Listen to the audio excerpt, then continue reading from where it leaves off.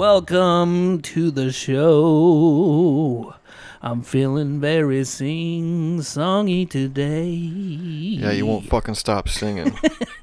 Welcome to the show. Since before the show, I've been annoying the fuck out of these guys with my vibrato. But not really. He just did that for the first time.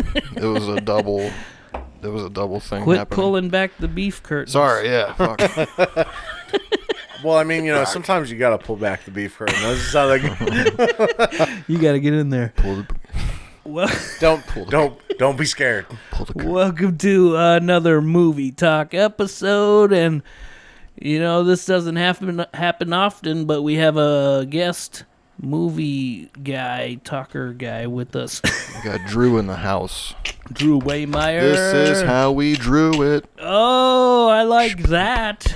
That was This nice. is how we It's a drew changeover from douchebag, which is what I'm. Trademark pending. Yeah, it's Hey, you called yourself that. I wasn't going to go there last time, but you called yourself that. In the that's future, in 'cause of- about that's 'cause of 6 Mac. months, if this was 6 months from now, you'd owe me $1. But yeah, I'm Kevin, that's Mike. Hello. And this is the movie talk episodes. Today we got a couple of good ones. Lucky Number Slevin and Gangs of New York. Martin Scorsese. Let's do a snapshot and click into this bitch and clap those cheeks. Let's do it. Do a snapshot. Ready, Drew? Hey.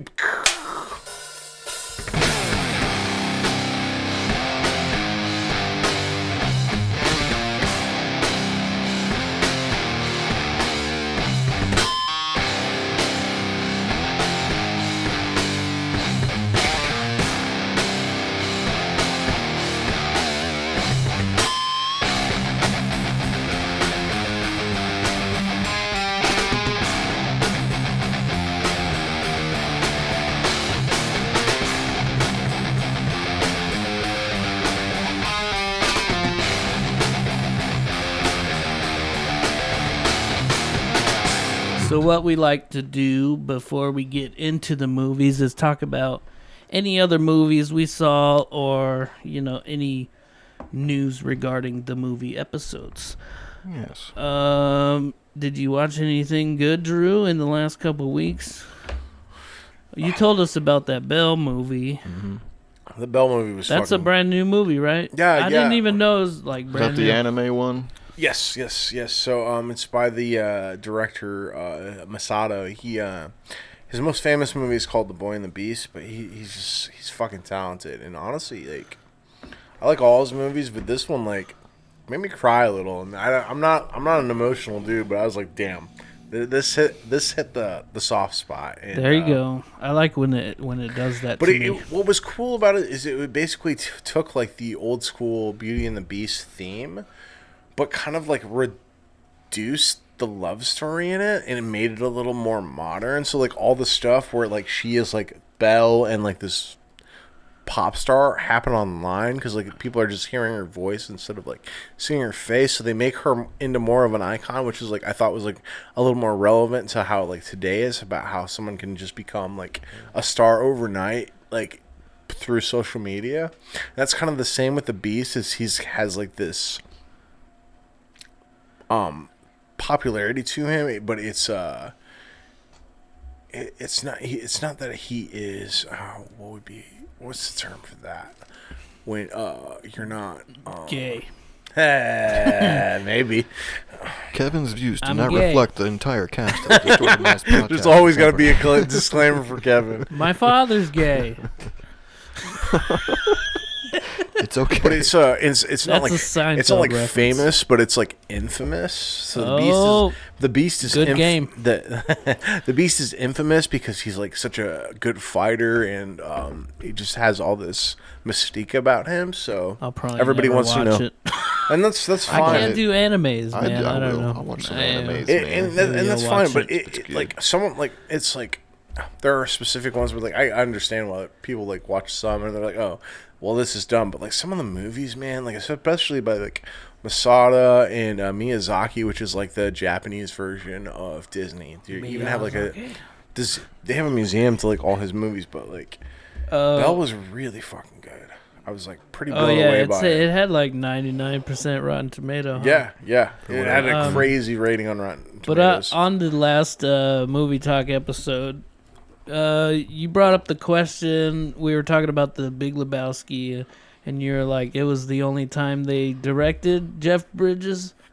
But there's another time.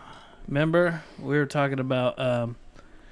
You were like, this is the only time that the Coen brothers directed Jeff Bridges. Oh, did I say that? Because fuck, dude, I don't fucking know. Okay. But if I did, okay, we can go back. I can verify. I think so. Yeah, okay. Was he in another Coen brothers movie? Yeah, True Grit. Did you watch that? No, dude, but that's the Western, right? Mm-hmm. I like Westerns, man. Me too. I've seen it. I didn't realize that was them.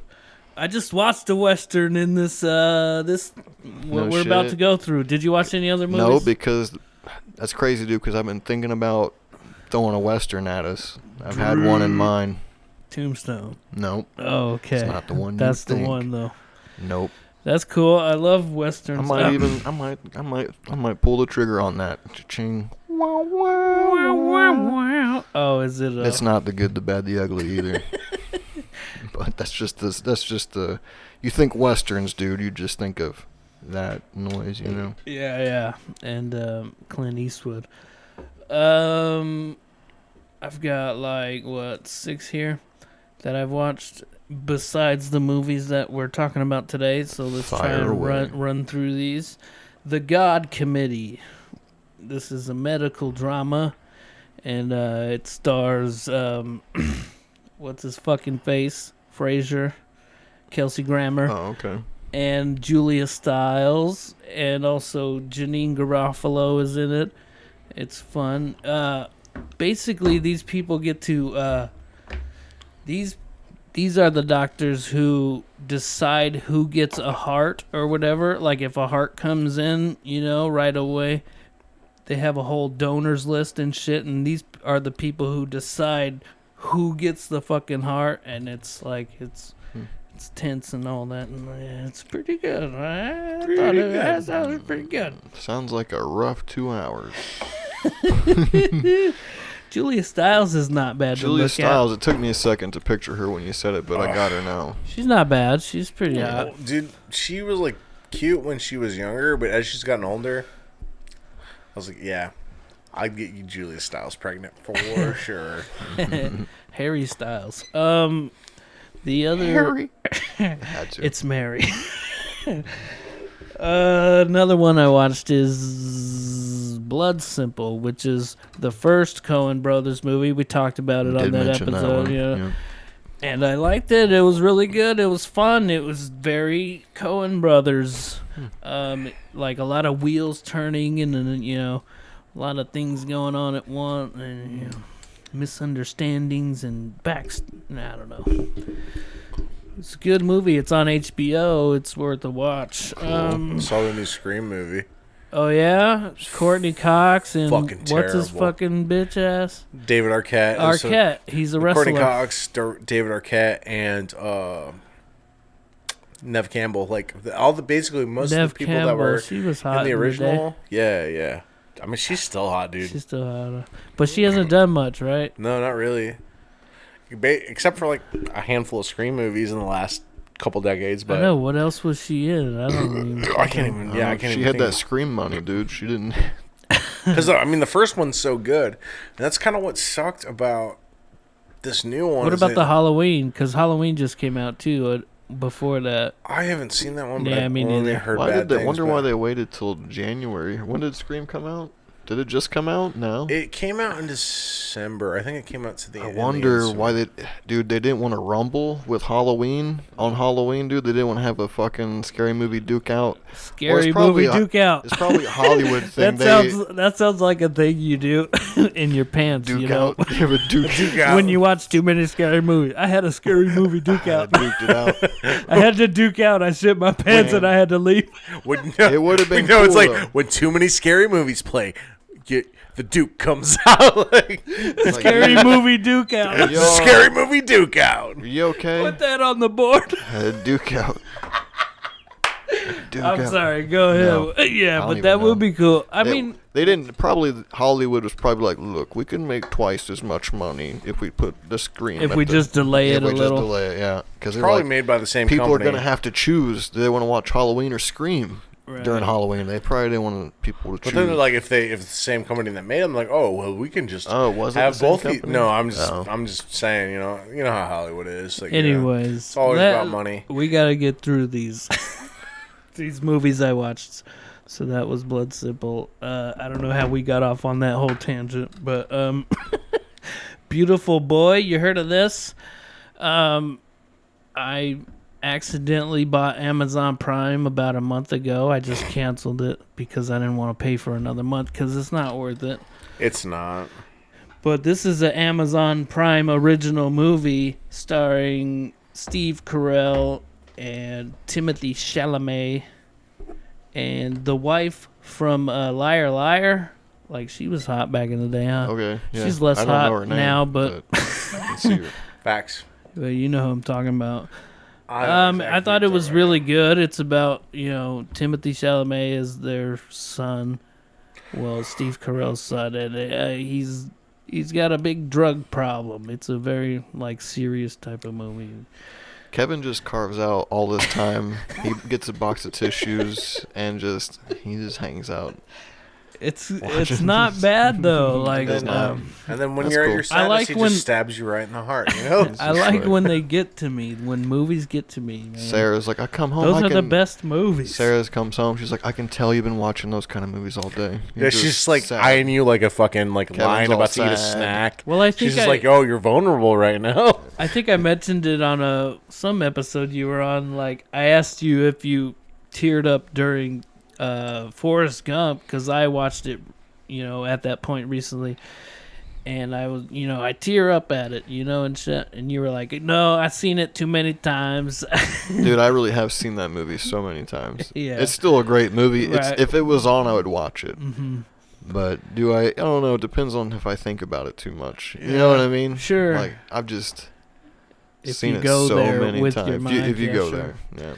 Another one I watched is Ladybird. You heard of this one? I've heard of it. Yeah, I haven't watched Just to it. go back to that, the movie hitting you on certain. I watched Casper, and at the With end, Christina Ricci yeah, and with Bill Pullman. yeah, when Bill Pullman's meets his wife, and it's like her mom and stuff. I called my mom. I was like, Mom, I just want to say I love you. She's like, what's wrong? I was like, no, I just was, Dude. Shout out to Mike's mom. I was like, I love you. I don't want you to Do you die. need one, dude? Please don't die. I mean, I will drink that one. I mean, we could still get rounds and shit. Continue, I guess. How many more you got? But Lady Bird was pretty good. It was a good movie. Another Timothy Chalamet. Are you a fan of this kid? I don't know. He's pretty good. You know who he is? Oh, he's like in Dune and shit. I haven't watched He's that yet. Oh no, the new Dune movie was fucking good. Yeah, He's like the main kid or whatever. sure. I didn't okay. watch that movie, but It's he's fucking like a good new movie. up and coming, everybody loves him actor, and he's like some hot kid. Everyone wants to suck his dick or whatever. But Typical Hollywood. Right. Yep. All the dick sucking. yeah, but he's good. That was a pretty good movie. Basically. Dude, the new Spider-Man movie. That was good. Oh man, got chills when I saw fucking. Yeah, I teared. Chills Speaking of down movies, my I teared boner. up at when, spoiler alert, Andrew Garfield goes and he saves Mary Jane because in his movie, in his world, what's his Gwen Stacy, Emma Stone died, so he saved her, Gwen. and he's like, "Are you okay?" Dude. She was like, "Yeah." She's like, "Are Emma you okay?" And he Stone. was like, "See, I'm tearing up right now just Yeah, thinking dude, about me it." too. I'm Stop tearing it, up, dude. man. It was Wait, fucking, he it was saved intense. Emma Stone or someone else? He didn't save Emma Stone. She died. In So his when- universe. Wait, So who's, when he who's the saved- actress? That So when he she- saved Zendaya, Zendaya, yeah. the new Mary Jane, who's that? it's like a recreation of the events that led to her death. Only he was able to succeed this time. Basically, like saving all her. the like the previous Spider-Mans and the previous Spider-Man Yeah. movies, they all got like their kind of Mashed in there. redemptions, like, and it was pretty cool because like It was cool. And I'm gonna say this, dude. That scene got me. That scene got me. And whenever just Tobey Maguire stepped through, I was like, "It's fucking Toby." Dude, I know, dude. People cheered in the theater and stuff, yeah, and I was like, "It's fucking him." Dude, I teared up and I smiled so fucking big. You can ask my buddy. My buddy CJ can verify. On the way to the theater, I fucking got on. I played that sweet ass Danny Elfman score, dude. On the way, we were pulling into the theater. Danny Elfman is everywhere. It was like the Spider-Man theme. I was like, he's got to be in it. right? I watched, if he's not in it, we riot. I watched all the Spider-Man movies leading up to that. Unfortunately, I didn't watch the Andrew Garfield ones. And why the fuck not? Because they're not the best. The first one's okay.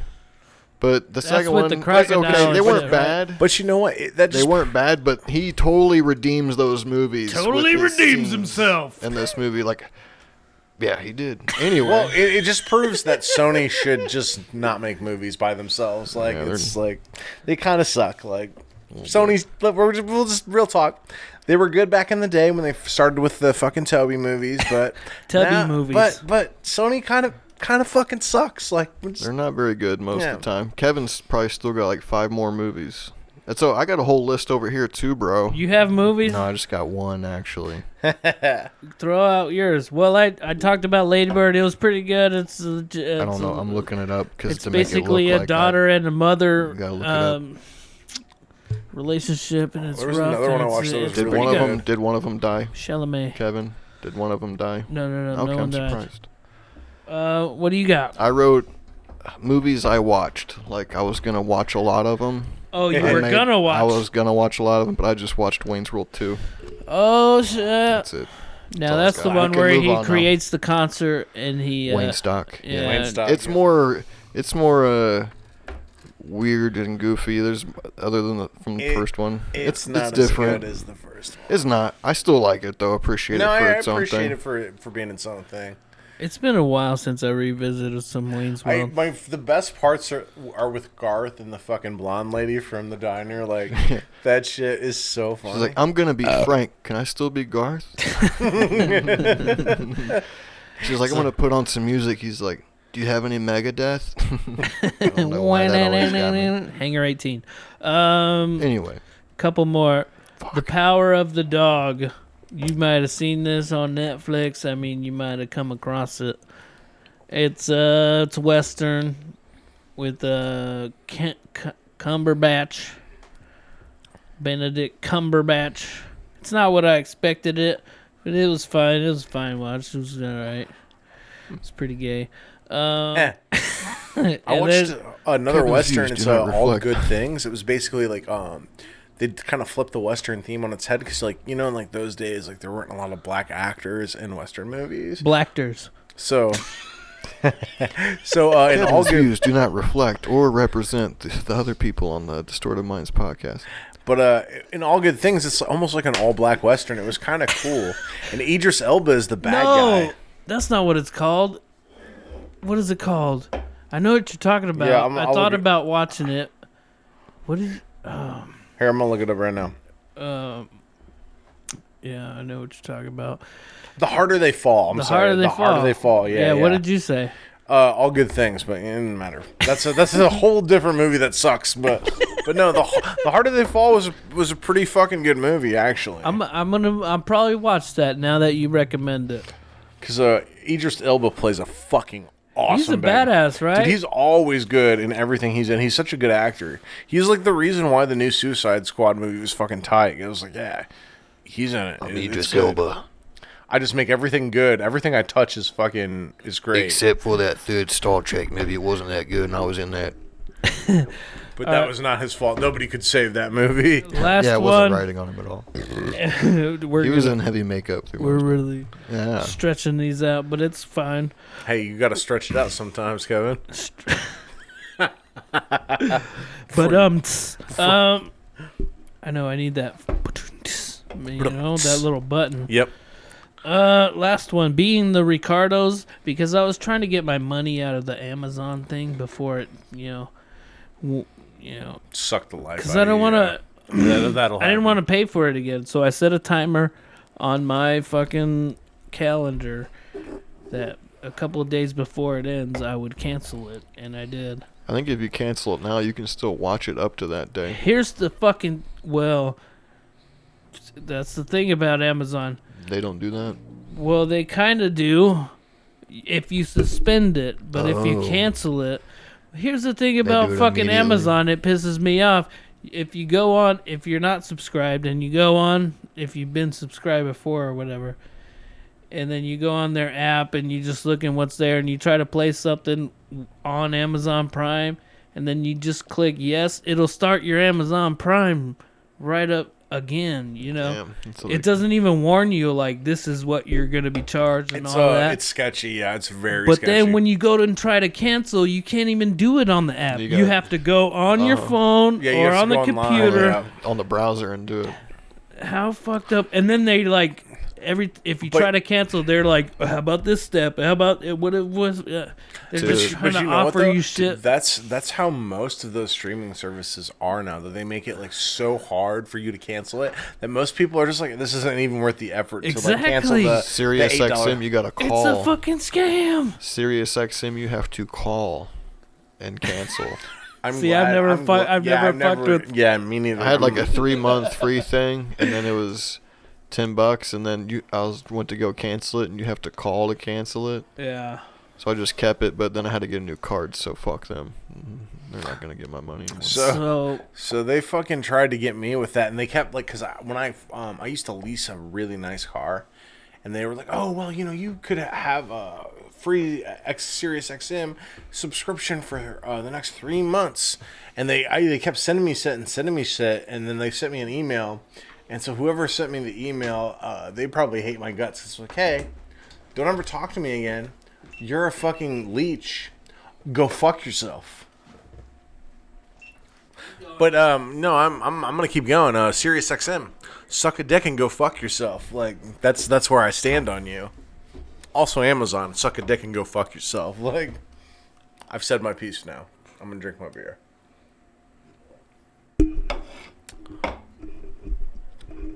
I was gonna say another movie I watched recently. We're talking about movies. Was Peanut Butter Falcon. It's that Shia LaBeouf movie is actually really fucking good, man. I don't like Shia LaBeouf that much. That's fine. You don't have to. I'm just saying the movie itself. Wait, what are you talking about? What movie? Peanut Butter Falcon. Oh, okay. Basically, the movie where he takes a retarded kid to try out for professional wrestling. Hey, that's not PC. No, I'm kidding. I don't give a fuck. Nah, be mad at me. I don't care. If you've met me, you know I don't give a shit. So, eat a dick. Yeah, no one cares either who listens to this. Right. But that movie, since we got off on that whole tangent with Amazon Prime, was Being the Ricardos. You might have seen it around. Nicole Kidman is Lucille Ball.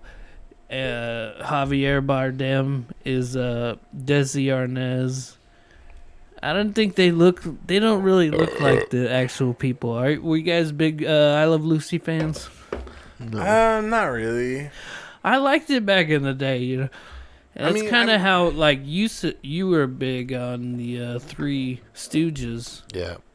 Love the Three I think Stooges. That's where we kind of differ. I was more of a I Love Lucy guy, I guess.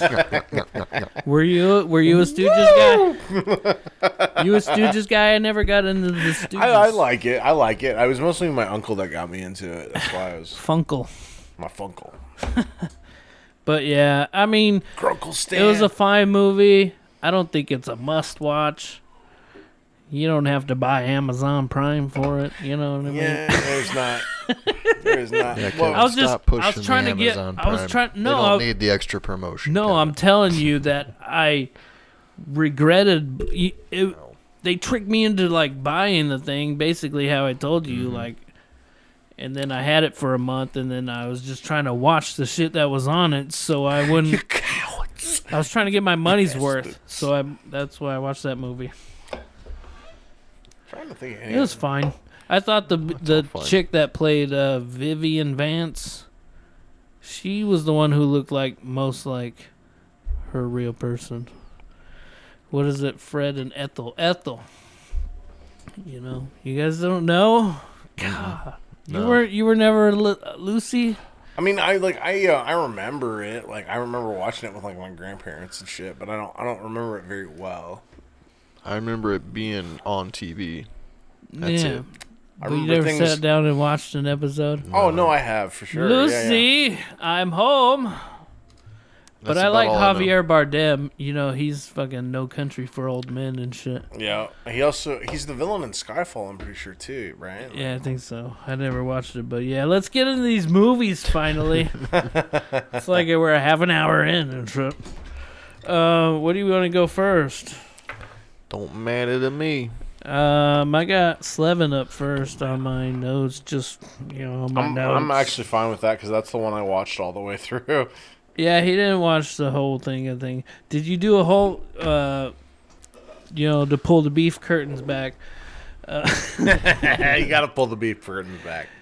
Drew hit me up and was like, are you doing a movie podcast? I would like to do it with y'all, and but you couldn't do Friday, and Mike had already confirmed on Friday, so I had to, hit up Mike and be like, hey, can you do Thursday? And he's like, well, I haven't watched any of the movies yet. This was yesterday. Yeah. So he's like, I guess I'll watch them both tonight. Well, typically what I do is we usually record on Friday. So Wednesday and Thursdays are usually like my movie nights where I'll watch the movies. To keep them fresh. That way that when we talk about it on Friday, they're still pretty fresh in my mind. Yeah, I know. This week I watched them early, because 2 weeks ago after you left, the last movie podcast, we talked about me coming over, but I didn't come over, and me and Sarah just watched Gangs of New York, just because she was like, she might have done the podcast, but she ended up working tonight. But yeah, we watched it. Well, and then last week when I did the podcast, we watched Lucky Number Slevin afterwards because I was like, I fucking love that movie. Yeah, let's watch it. Yeah. And then we were talking. I was like, hey, I haven't seen Mac in a minute. And he was like, well, we're gonna do the movie podcast. Seen each other. And I was like, well, I want to see fucking Mike, so fuck it, I'll do the movie podcast. Let's go. Like, yeah. So that's what's up. I was telling, them how you always talk about hanging out with him and Keith, and like, damn it, Keith. Oh, 2 F's. But Lucky Number Slevin, let's get into this. 2006. Was 2006. Paul McGuigan? Is that how you say that? I don't fucking know. Not sure. It's a good fucking movie, though. That's 52% tomato meter, which, whatever, tomato meter. Just to put this in perspective, the all-female Ghostbusters has a 73%. So Rotten Tomatoes is rightly full of complete shit. That's why I always say, take that as you will. Yeah, take it with a grain of salt. Audience 87, though, so that's more... That's more in the range of where I'm at. Yeah. Unless you make Star Wars fans upset. Star Wars, they go, they're fucking ruthless. Hey, Rise of Skywalker sucked. I'm not apologizing for it. Ouch. Had a budget of $27 million. And it made $56.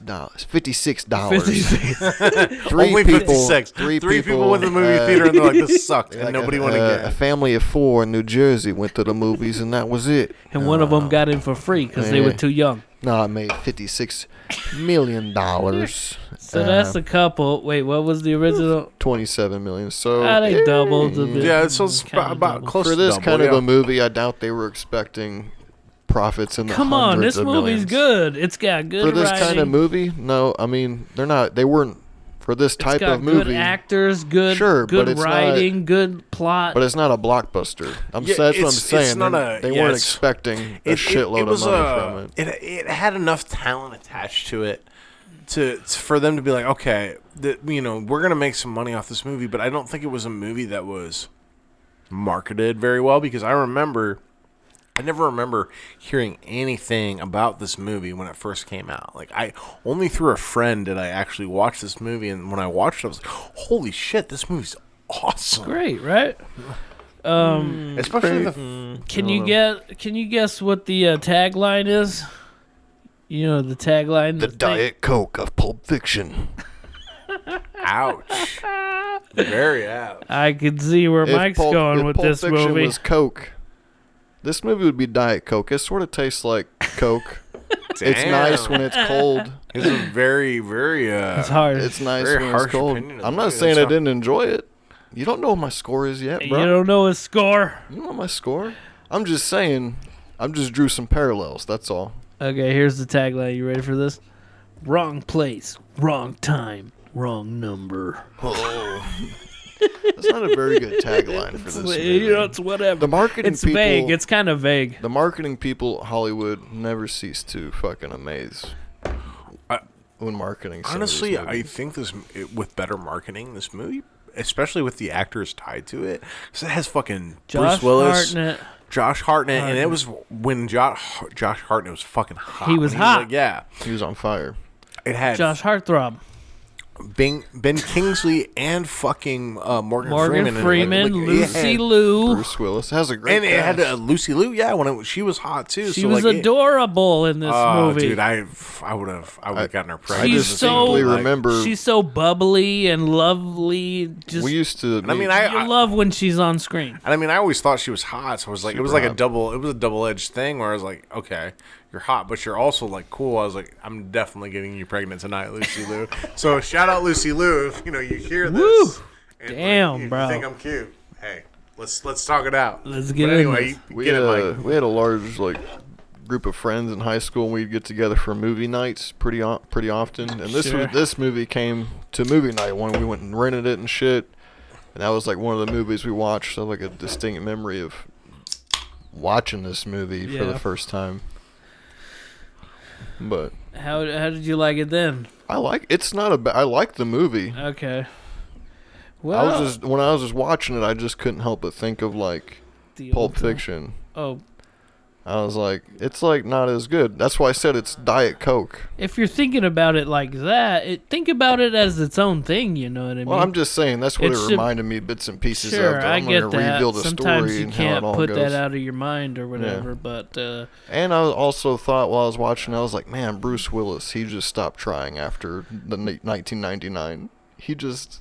well, I don't If you think watch that was like a lot his of character. his movies, 'cause well, he's- his he- character is the same. If you watch like a lot of his movies after That's in that true, time that's period and true. on, dude, that's him in all of them. It kind of, I will Like, say, he just stopped trying. He's like, I'm Bruce Willis. to give He's to give like, Mike I'm credit. good. My presence is good enough. His role in this movie, after thinking about it, did kind of remind me It was a good role of for like him, the 'cause he Jackal, but just got like to be him like himself. not dying in that movie. Like if he had like lived on after like his character in the Jackal, and he was just like, all right, I'm more laid back now. I kill people, I but guess I'm like, I don't really care. Yeah. Like I He's guess I always didn't like- watch a lot of. He's like, yeah, I Bruce guess. Willis. He's like, yeah, I guess you will do that. Okay, yeah, he's just that's plain face. dude. That's like, how he is in all he's the looking- fucking movies. looking through you and shit. Like Yeah. he knows he's That Bruce Willis. I mean, that's him, But- dude. He stopped trying. But He's like but the to be master fair, chess player. in the context of the movie, he's a fucking assassin with no emotion. No, so yeah. like, He's the kinda best just works. assassin. Yeah, he's It works he's for the kind of, movie. Yeah, he's just it's kind of so for the movie, like it doesn't really matter. like he's not a huge part of the movie. He kind of is, but like he's not in most of the scenes. yeah. Well, He's in a good portion. He's of the movie. maybe like 30-40%. I like his look from the 80s. From the 80s, from See, the I never flashback. watched- From the 80s. Yeah. No, from the 80s flashback in the movie. When Yeah, they in flash the back to beginning, him as a kid. yeah. at the end, Oh, right. where he's got When the he long hair and first the beard. introduces Mr. Good Cat. Yeah, Can we yeah. can we throw to a picture? Sure.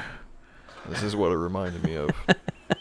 This is what Bruce Willis reminded me of when they did the flashbacks. This is the first thing I should have thought had of. it queued up already. Oh fuck, dude! You know what? I totally spaced it. I got it here though.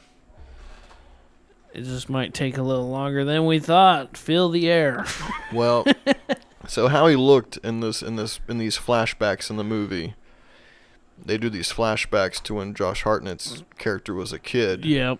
And younger Bruce Willis, good cat, assassin takes, he decides not to kill him. Look, he could have been old Solid Snake.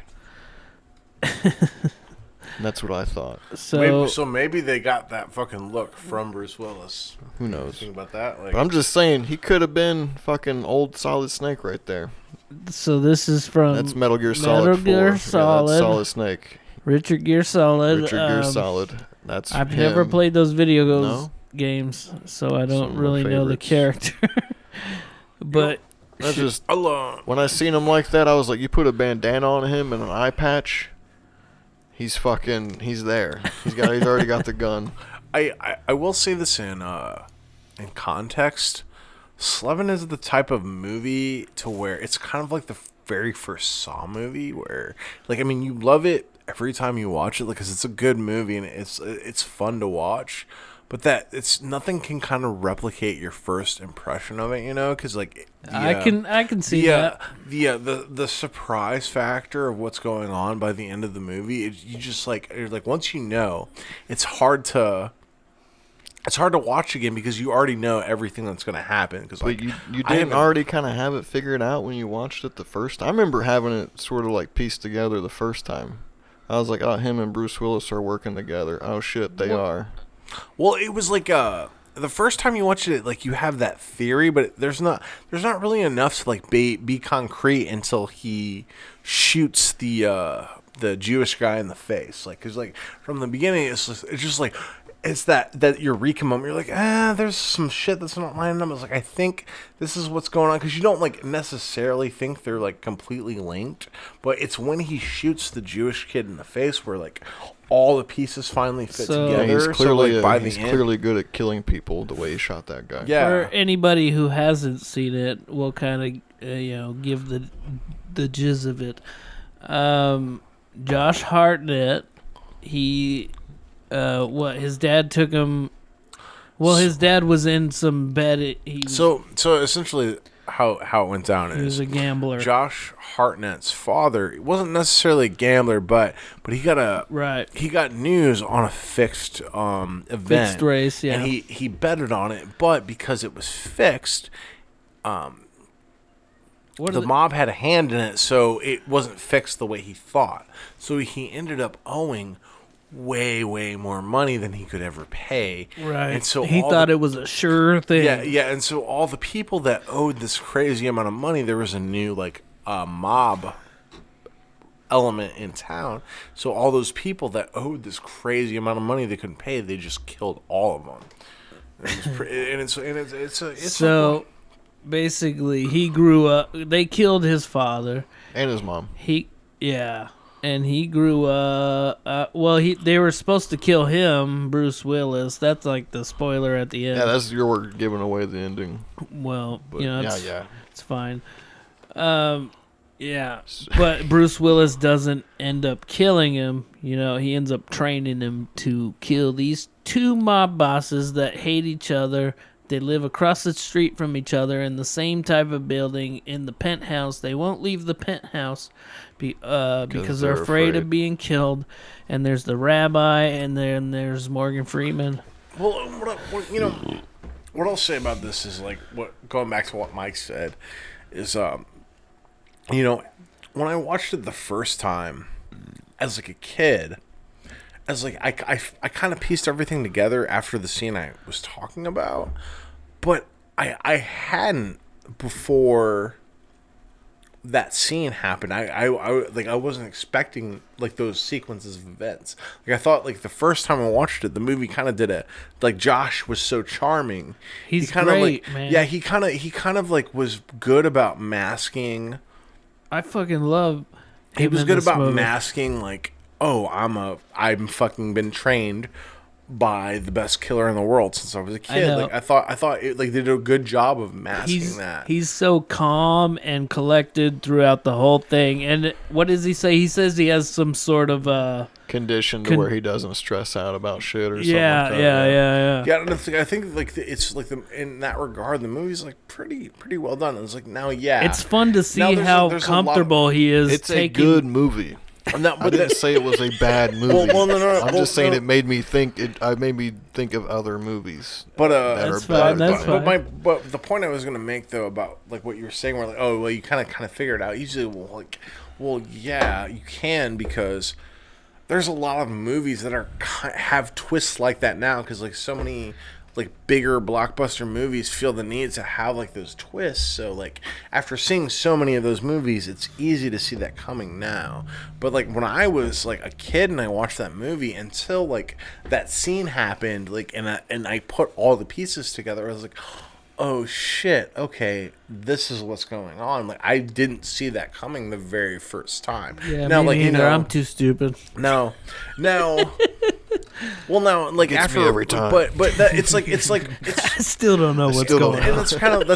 that's really, instead of equating it to Pulp Fiction, I equate it. That may more, not have been the best analogy, but you get what I'm saying. Well, no, I do get what you're saying. That's what I'm picking. No, I'm kidding. But that's why I really more equated it to the very first Saw movie, to where like the twist at the end, like.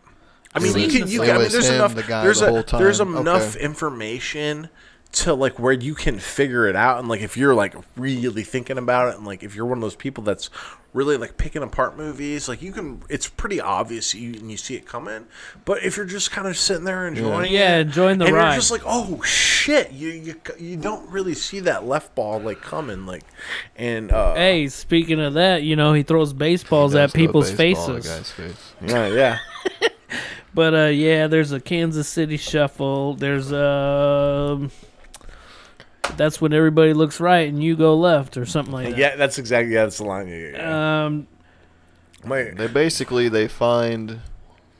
They find this dude who owes a lot of money to both the gangsters. Choose him. It's unfortunate for him. Yeah. They kill him. Josh Hartnett camps out in his apartment as a friend. He meets Lucy Liu, who lives in the apartment building. How about aesthetically, all like the wallpapers and everything? Yeah, stuff, like that's. I was like, it's kind of fun to watch. I was like, did they reuse the hallway wallpaper from that scene where he talked about who walked in on his girlfriend cheating? It's like the same wallpaper.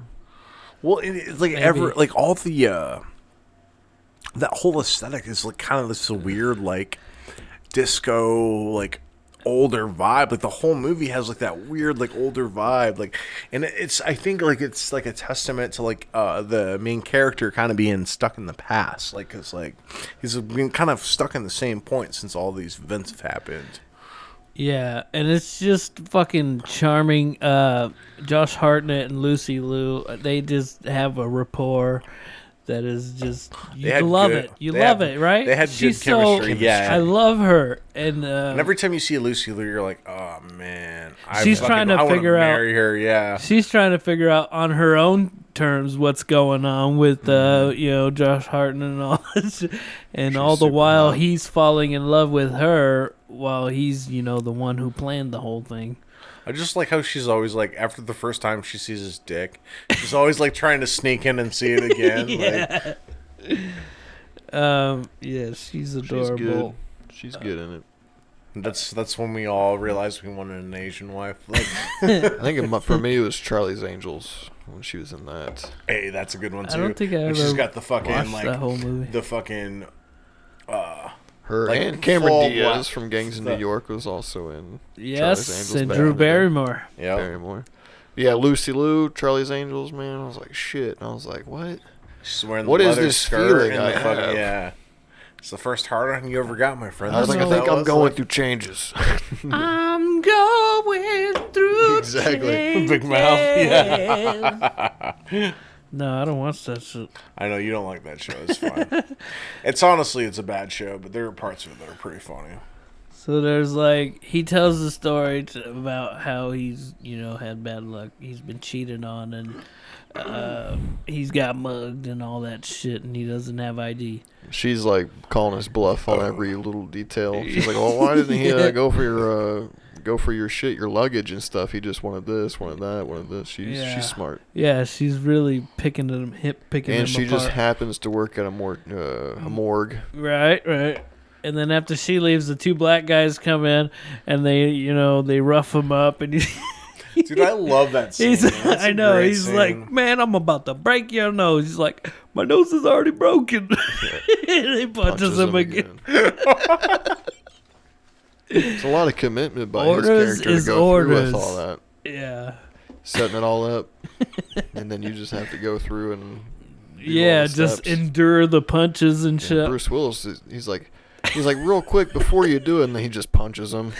So yeah. Yeah, when they flash back to when they unveil the plan. That is my favorite Bruce Willis quote in the movies at the end, even though it's just like such a Bruce Willis thing to say, where he's just like, "I'm a world-class assassin, fuckhead." right. It's just like so deadpan, but he's just like, I kind of love it though. Yeah, I kind of love it. Yeah, he meets the one boss, then he meets the other boss, which is Ben Kingsley is the rabbi. Why do they call him the rabbi? Because he's a rabbi. Your old pal, Slow-Mo. You're not here to talk about the Yankees. You're not here to talk about whatever the fuck he said. Yeah, he's like... And why the fuck are you here? He's like, we're not old friends, and I don't give a fuck about baseball. Yeah. So why are you here? Yeah. It turns out Lucy took a picture of Smith, which is, homeboy, Bruce Willis. Good Cat, yep. Mr. Good Cat. And then Stanley Tucci, who's... Tucci Gang, when do you not like Stanley Tucci? He's great. He's in all kinds of stuff. He is, right? He's like one of those guys that you don't really focus in on, but he's always... But you're like, oh, that guy from... What's he from? I don't fucking remember, but I know that I like him. Stanley Tucci. Stanley Tucci. Stanley Two Cheeks. The Tucci crime That's going on the box. Boss. Stanley Two Cheeks. Stanley Tucci. Tucci Gang. I like that. It's my boy Tucci. Ooh. Tucci Two Toes. Oh, so he has to... What? Morgan Freeman tries to get Slevin to go murder the rabbi's son. Because the rabbi murdered Morgan Freeman's son. This is going to get a little convoluted. Or so he thought. Thinks. Yeah. Dun, dun, dun. Yeah. Well, it's not though. It's kind of an ingenious because they've been at they're two mob bosses that fucking hate each other and distrust each other, but they have this pact, right? So all you have to do is do something that makes it seem like that pact is broken, and then you're supposed to let Kevin try and explain the complexity of the movie. No. Go for it. Yeah, damn it. It's funny trying to... He's like, well, he was actually this other guy, and then he was this other guy, this whole... It's a complex movie. I'll just say that for people that don't know. It's there's a lot of... There is that nuance to it, though, where... You got to pay attention. Can't be on your phone. So... I know. That. It's obvious that the rabbi and the boss, which is Morgan Freeman's character, they hate each other, but they have like this unspoken pact that they bring up later, and they just to get into the nitty gritty of it, like the boss's son is murdered like pretty early in the movie. Yeah, the and black he's kid. Convinced that the rabbi did it because later on in the movie you find out that it was Slevin. Well, I wasn't going to say that. You find out... Oh, I ruined it. Yeah, no, spoiler warnings. You find out that when they were partnered together, that the rabbi had broken their deal that they had because he felt threatened by Morgan Freeman's character, and he had tried to kill him and his family. So that's why it was so convincing that, like, oh, hey, this motherfucker broke our deal and killed my son. So that's why Morgan Freeman is so on point with, like, I feel like you're good at this, Drew. You're good at fucking analyzing movies. Yeah, that's why Morgan Freeman's character hired Good Cat to kill Ben Kingsley's son, because he's like, oh, well, he killed my son. Fuck this guy. He's like, we had this deal. He fucked me over before. I don't trust him. And now all of a sudden, after all these years, like, he feels like he can move on my turf by weakening me, by like killing my bloodline. So fuck him. Let's murder his son. And that's kind of like how they kind of sneak in there. And then they switch the bodies with the real Nick Fisher. They put Nick Fisher's body in there. Who's just an innocent victim in all this, really. Yeah, pretty much. Even though he's kind of a total piece of shit. Yeah, he has a big big gambling debt, but you don't know if he's a bad guy. Well, you find out later that he spent time in prison for raping a 12-year-old girl. Okay, well, then he deserved to die. Yeah, he kind of well, he's not too bad. Did I remember miss that? Yeah. It's something they talk about. Because when they're talking about, this is the reason we picked him because he's not a good person. Oh, he's man, like, that must have, like... Yeah. Oh, always like... That's how they he's threw that a in. pederast. They were like... 8-year-olds, Like dude. when they finished the first draft of the script, you're like, we kind of just killed this guy for no reason. What? They're like, let's make him do some time for some shit. Like, oh, that makes it better. Yeah, fuck him. He's dead now. Yeah, fuck Nick Fisher. Yeah, fuck him. Well, because they explain, like, when they're talking about it, they're like, hey, Nick went away. He's like, and I've always been there to pull the pieces together for Nick. And then when they talk about why Nick went to jail, he's like, oh, yeah, well, he went to jail for raping a 12-year-old girl, and that's why we chose this guy, because we don't fucking care if he's dead because he's a piece of shit. And plus he owes all this money, so it's going to be really easy to shine a light on this character from each side because he owes each side so much money that he can never pay back. I remember just them looking through the book and being like, this is our guy. Yeah, he's on like, both he's books. got both the things. Yep. And you're like, okay, that's him. Yeah. But that was why, because it was like enough of a debt to where they're like, oh, okay, he owes us a lot of money, so we can really pull this through. He's Yeah. probably trying to flirt with Lucy Liu too, but probably not getting anywhere. You know what I mean? Yeah. She's probably rebuffing Yeah, because him. they knew each other. Yeah, Well, probably we'll won't be get honest. anywhere. That's why they were friends and not lovers. Because she That's was why she popped into his apartment. Yeah. Well, she probably was not, she was a little too old for him, if you know what I'm saying. They had like a real friend going on. She just shows up. She's like, I'm just gonna let myself in to get some cup of sugar. Yeah, and see some dick. Yep. But to be Some fair, Josh Hartness dick. I'd let Lucy Hartnett Liu dick. come. He's probably got a hog, get right? whatever she needed from my house. I mean, he's 6'3", so probably yeah. Is he? Is he Yeah. that tall? Yeah. He's a pretty big guy. He's got a hog, bro. Drew's like, I know. They He's should call 6'3". him Josh Hognet. Hog. Yeah, just Hartnett. Hartnett was to make him be a heartthrob, but really like It's or Hartnett. Hardnet. It's Hartnett because he's Hartnett. got to have a big heart to pump all that blood to that dick. He's Josh Hardnet. Let's wrap this one up though. So he basically kidnaps both of the fucking mob bosses. He has them tied up back to back with each other. They haven't been in the same room in however many years. like 20 years basically. Right. And he wants to kill them both because they're both the people who killed his dad way back in the day. Well, don't forget And about his Tucci. and his mom Stanley too. Yeah, Tucci, He yeah, was- that's like a he was side part of the story. mob. That's Tucci like a was part side of the mob story if you were playing back a in the video day. game. Do a side quest. But what's Yeah, to great, kill the Tucci. reason this Kill is Tucci. great though is because and Bruce Willis states this is the first guy, which is Morgan Freeman's character, the boss, pays Bruce Willis to murder the rabbi's son. And then the rabbi he convinces to pay him double to not kill his son, which happens anyway. So Bruce Willis basically gets paid millions of dollars and then helps. That's why he helps, really, if like you like analyze everything that goes on, that's why Bruce Willis's character helped He Josh made out, Hartnett's huh? character, because he made millions of fucking dollars to basically not do his job. Because He didn't give a fuck yeah. about Hartnett or nothing. He's like, I could make money here. Yeah, he probably made like fucking 15. At the very least, he made like a couple $1 million to not do what he was supposed He's to like, do, I and all paid you he to make it look like and an all he accident. had to do was kill a few extra people. Like that's a pretty good fucking deal. He's really good. He kills that guy. He's just like riding an elevator up. And he's just like, and just keeps rising up. Yeah, yeah. How about when Like nobody saw that. I know, too good, right? dude. How It's about like that's strange that guy's riding an elevator and he had a gun. when Kingsley and Freeman were tied together, and Morgan Freeman tells him that he killed his son. Like he's leaning back because they're back to back, and he leans back to look. They both lean back to look at each other, and he's like, "I killed your son. He's dead," and he's all laughing and shit. Yeah, And he tries to tell him that he had nothing to do with his son being murdered.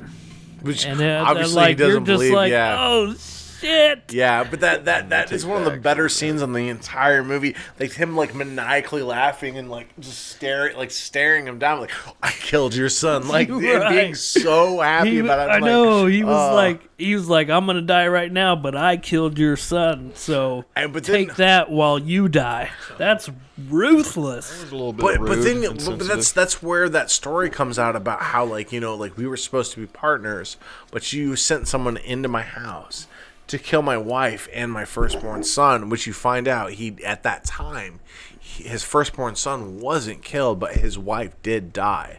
Like, and that's why like that animosity exists between them. So it's, even though like he, you know, the rabbi didn't kill his son, he still kind of really had this fucking shit coming to him, like, because of the stuff from the past. And it's like, no.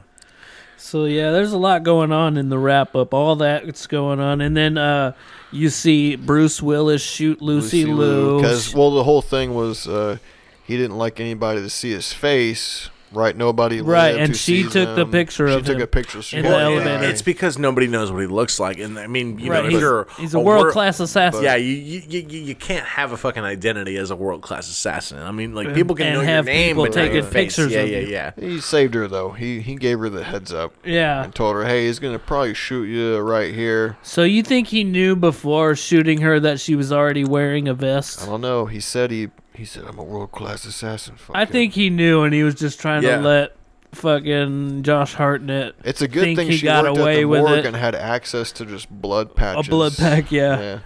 That's gonna be I'm a world-class assassin, fuckhead. Yeah. So yeah, they're trying to, you know, run away on a train or a plane or whatever. Yeah, it's not really. I don't really. Basically, remember. It's they like faked her death. I mean, obviously, Josh Hartnett probably got some of the money that Bruce Willis got paid to kill both those people. I like to think that he was just helping Bruce Willis out on many assassination contracts as he was growing up. That's kind of the impression I got. That's my headcanon because he's really good. Yeah. It's not like he just hung out at home. Like he was learning how to kill people. He was probably doing missions. Since he was a kid, Bruce Willis was like, nobody's going to suspect it. Here's this 9mm. Yeah. They thought he was dead when he was a kid. I feel like he was like, no way, you're fucking dead. I like to think that he was helping assassinate. Well, in The Office, he kills two people with a blade. Yeah, that's what I'm saying. He's good. That's and what then I'm saying. Fucking kills a guy with a fucking that's what I'm softball. saying. Yeah. He's been trained. Yeah. He's been trained this whole time. He's been learning how to be an assassin himself. And when he's killing both of the bosses, he's like, the two of you killed everything I ever loved. Yeah. Fuck the both of you. Fuck both of you. Yeah, dude. And the bags on the head, and I don't know. Basically recreates Morgan Freeman was doing some like real method acting. He was like he was like really struggling there. You're like, somebody help Morgan. They're really killing him. Is there people standing on the set? Somebody get to him. Ambulance. We can't lose him. But yeah, and at the very end, you know, Bruce Willis gives him the watch or shit. Yeah, it gives his dad's watch, right? Which means he loves him. He loves him. He's like, I love you. It's okay. Goodbye. I will say this: the part that is my favorite part is the cop that has been kind of being a cock to Stanley Tucci. Stanley Tucci. So there's a cop that's kind of been trailing Josh Hartnett this whole time. He's like, Bukowski. He can't really. Bukowski. He can't really. They kidnap him. They're like, who the fuck are you? And he like won't talk. Yeah, they're trying to put the pieces together. But then when there's like an old retired cop that kind of puts the pieces together for Tucci's like, oh well. Oh yeah, the name Slevin finally makes sense. Slevin Culebra. Yeah, it was. And he just happens to be in the back seat. Waiting. Is he on speakerphone? Because he knew exactly what the guy was saying the whole fucking time. I think if it's quiet enough, you can hear him. Maybe. It's New York, though. It wasn't a speakerphone. No, it's Boston, isn't it? I'm just saying. So the flip phone, you didn't have speakerphone on the old flip phones. So I was just making a joke. It's okay. We don't have to go into the nitty gritty of it. You know, it's just fun. You know, movie fun. The fact that he's on the phone and you're finding out, and then he's like, bam, he's in the back seat. Yeah, perfect time. And he's just sitting back there. He's like listening. He's like. All right, he's like in his mind. He's like, okay, come on, get to the point. And he's like, and then he points. He was like waiting for the perfect opportunity. Like sitting in the back seat for who knows how long, maybe hours. You gotta have dramatic effect. And then he comes in, and he waits, and he's like, it means bad dog. And you're like, no. I'm just saying, I love movies. because only in movies does that shit fucking happen. Let's get into ratings. Well, you got something else to say? Well, I was just gonna say that was the biggest part that I didn't expect was the cop was the one that shot his mom with a shotgun. And oh, so, yeah. that was like... Well, when you think back, it's like, it makes sense. He's a little too close with the rabbi. With all the other things he's like, you're they thinking call the of. rabbi down here. Hey, the rabbi's kid, he knows a little too much for me or about when the rabbi. when the dead guy comes into Lucy Liu, he's like, I used to owe money to this guy. He has a little shady past. They plant some seeds. Yeah. But it's not like a main thing you're thinking about. No, it's a side quest. It's a side quest. It's a side quest. If you go talk that to was this, the perfect analogy. If you happen to talk to this guy at the tavern, you might get the side quest to find out that fucking Tucci was in fact the guy who killed his mom. Killed his mom, yeah. You might find out, or you could just watch the movie and not get that. You miss it. All right. Well, hey, what do you rate this thing, real quick, before we take a break? We usually do 1 out of 10. 1 out of 10s. With 0.5s. That's what I was saying. The very, very first time I saw this movie, yeah, I would have gave it an 8.5. There you go. Because I have said this before. We do go off of this watch, but I like that you included that. That's like at the very because like it was like it's like I said, it's kind of like the first Saw movie where there's some elements to where like. Once it's been done, it's clever. Yeah, it's clever enough to catch you off guard on the first watch, but because I knew what every little step was coming afterwards, I'm like, yeah, okay, I know exactly what's coming. Right. Even after not seeing it for like 6 or 7 years, I was like, I knew exactly what was going to happen. But at the same time, though, it's done. Charming. It's charming and it's crafted well enough to be enjoyable. So even after my 10th watch, still give it a solid 7, man. It's a fucking good movie. Like I'll go 7.5. Maybe even 7.5. Yeah, that's where I'm at. I was thinking 6.5, so I'm right in the ballpark. That's not bad. Yeah, you're close. You're close. A little less. I gotta say, like same with you. It has gone down over the years. For certainly since I first seen the damn movie. Like I don't know why. Maybe. It might have been like, you remember when Blockbuster had that thing? It was like a subscription. You can go in and rent 2 movies for the whole month. You could just return them in and get something else. Yeah. You just pay a one-time monthly fee. Anyways, I don't know. Some reason I always took a shine to this movie. I loved it. Hartnett, he's my man crush.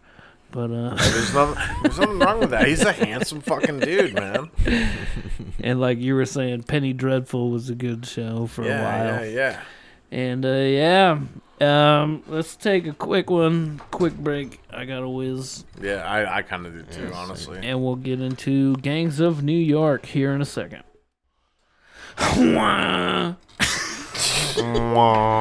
Hey, fellas, we're back, folks. We're back with some more movie talk. We're not done yet for today. Movie talk. I hope you guys have been good since that long break we took. Boy, if you sat through that break, my God, we congratulate you. Yeah, you won't win anything because we're too broke for that. But just know, facts. We think. Hey, there is a link where you can support this podcast. A monthly subscription for $1. Come on. We have a Patreon for 50 cents a month. You will get free signed. I don't know. There's only one Patreon that. Have you ever subscribed to a Patreon? No. Nope. I only did one, and it's this guy. I'm like, fuck these artists, bro. Why the fuck would I support artists? Why would I support anybody who's trying to pursue their dreams? I get You think that. they want any fucking money from me? No. Let me get that shit for free. My dreams? Let me get that shit for free. What about my dreams? What about my dreams? Let me get that for free. I'm just kidding. Anyways, I probably should. Not really. We're about I could spare $5 a month to give to something I really like. At least. I pay $3 a month, and there you go. When I've listened to all the things, I'll probably unsubscribe. Nah, I don't know. Yeah, hey man.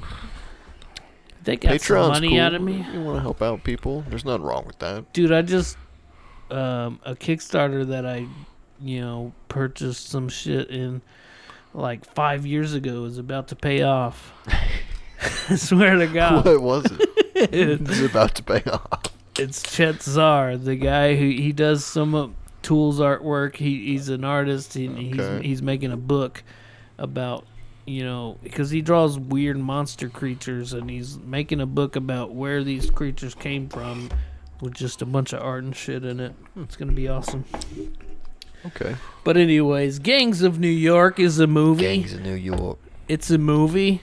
Martin Scorsese directed, and boy howdy, what are we talking? 2002. 2002, December 20th, 2002. December.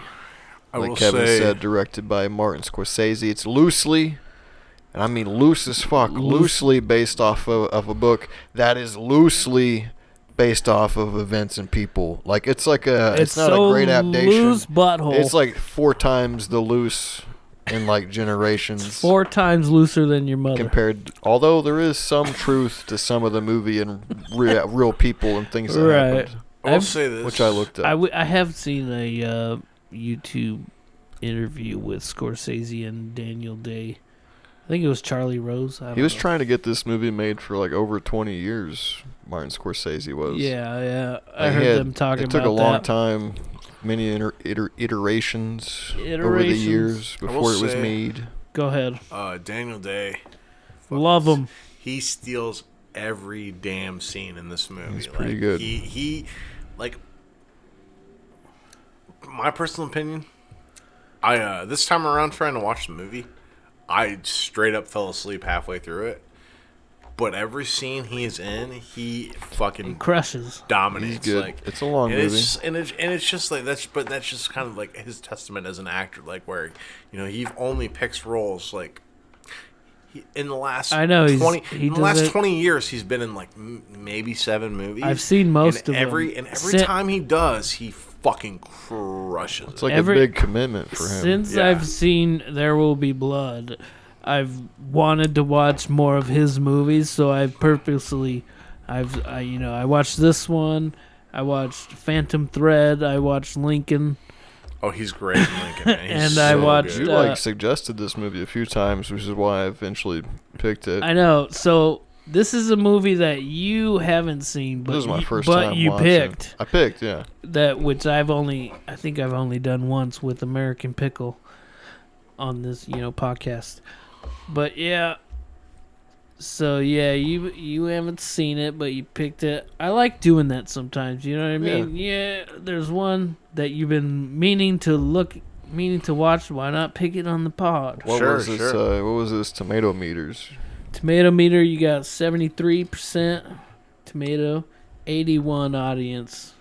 It's not bad. It had a budget of $100 million. Was the budget? It made 193, so. I guess it was considered like it made its money back and a little more, so it was successful.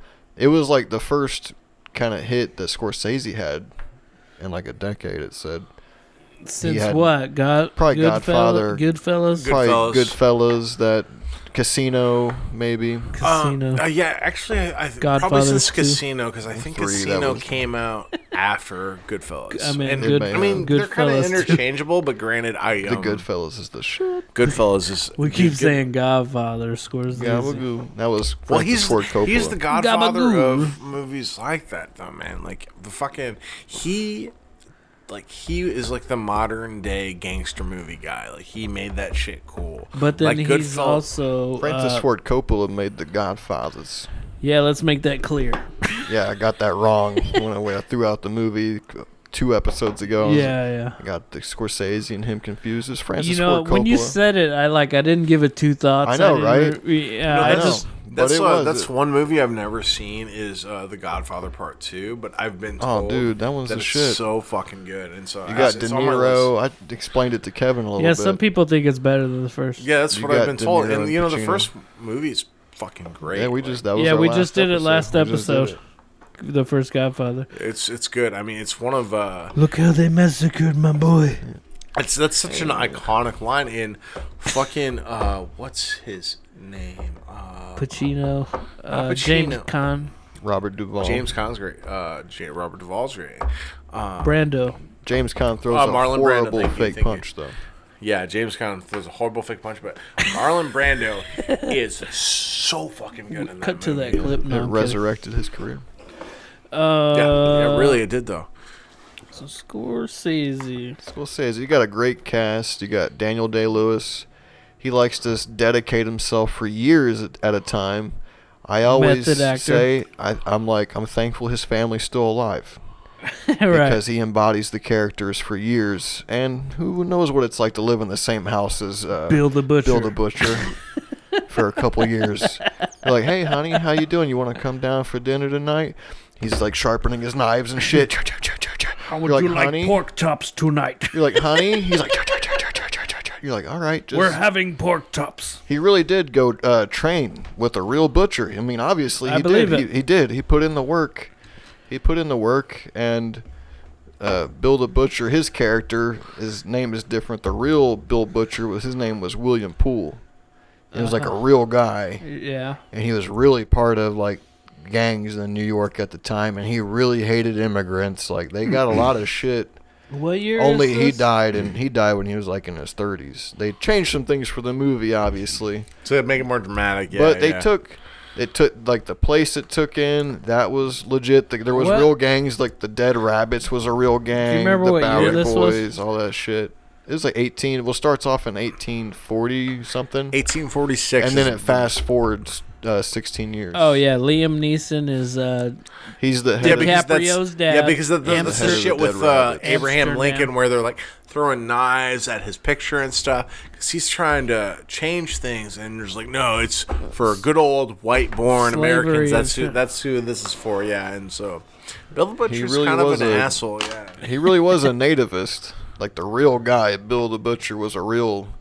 He really hated immigrants like a motherfucker, like just like he does in the movie.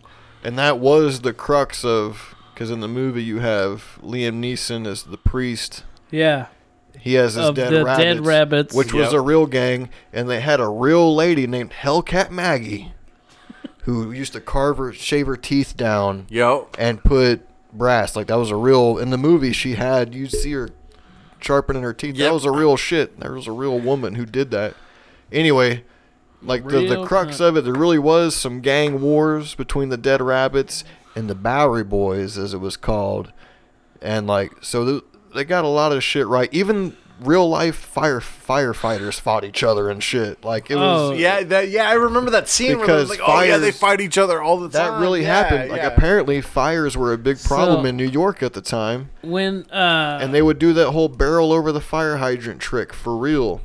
That way their firefighters could come in, and then oftentimes by the time they were done fighting, it was burnt down to the ground. Right. Nothing was achieved. Exactly. But there's no record of Leonardo DiCaprio's character. You didn't. You didn't know any of the history before going into this movie. No. Isn't it a little confusing what's going on when you first start the movie and you're like, what is happening? Yeah, they're preparing for a battle. It looks like they're all underground. It almost looks like a fucking fantasy movie. It kind of. Well, it almost looks like a fucking underground dungeon in like a castle somewhere. It's a little weird. It's like some catacombs type shit. Yeah, exactly. And you're like, what is going on here? Well, my point to Kevin, like, also the kind of the weird thing about like that first fight in. Sorry, listeners, you're listening to me fucking sound off. It's weird because there are parts of the movie, and as like I never noticed this until, because I've seen it probably like 2 or 3 times, but right, me too. But I didn't notice this until I watched it this time, to where like when they're fighting, there's part of that shit that's kind of sped up a little bit, and it's a little weird. I was like, wait a minute, just what? to look like it was more impactful, maybe. It was to give it more like. It was to dramatize it a little more and give it a little more impact, to make like those hits like seem harder. But there's times where like Daniel Day-Lewis is like swinging his. He's not even coming close. But he's not coming close. But it's also, I'm like, why is he moving so quickly? It's like, that's not. He spent 3 years. That's not the way humans move. Yeah, it's not the way humans move. But it's visually like it's just. It's funny you say that, because the first fight scene was a little off, but then later on in the movie they get so detailed and brutal about that shit, about the fights and the riots and stuff and everything. It's like, wow, the first fight was kind of cheesy, which, by the way, the real Bill the Butcher, was known for being a badass fighter and especially good with knives. Yeah, and he was a real butcher. Well, and that was the best part of like that whole opening scene, is where he does something kind of clever, where he takes a guy that's dying and kind of sticks him in front of To distract him. Liam Neeson's character, to distract him, and he goes for a big swing. And anybody that's ever fought with knives before knows, like, if someone has their body open, there's so many clear spaces where you can just fit that knife in. And it's like, I was just thinking, like, why wouldn't Liam Neeson have remembered from fucking Star Wars? He got stabbed through the fucking chest. This movie was like Schindler's He List. he didn't remember anything. Like, how many times has Liam Neeson not won fights before Taken? Most of them. Hey, these were the precursors to that movies, though. Like, because the first Taken movie is like 2004, 2005. Never This seen, movie was never seen 2002. Phantom Menace was 1999. That's what I'm saying. Like, there was Really? He Was learned it his that lesson long quick. ago? Yeah. I remember when that came out. I was a fan. 1999. And I'm he got surprised you stabbed through the haven't picked chest. a Star Wars yet. I'm saving them.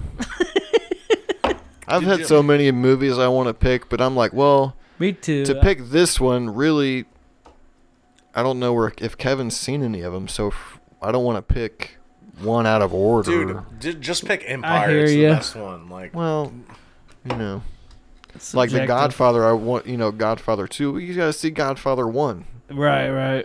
And hey, let's do Godfather 2 next time. I already got I got to pick, and I already got different. We'll we'll come back to it. We'll come back. I'm not cool enough to pick movies yet. There's Obviously. so many. I don't know. We'll give you I an don't know if we honorable. can pick 3 movies and keep Well, it to an hour. that's what we've done in the past. Is like we'll like give an extra credit. Keith would pick an extra credit movie when he came on and shit like that. But Honorable mention. Yeah. I know. That's always the weird thing if we have guests. Like You don't get to pick.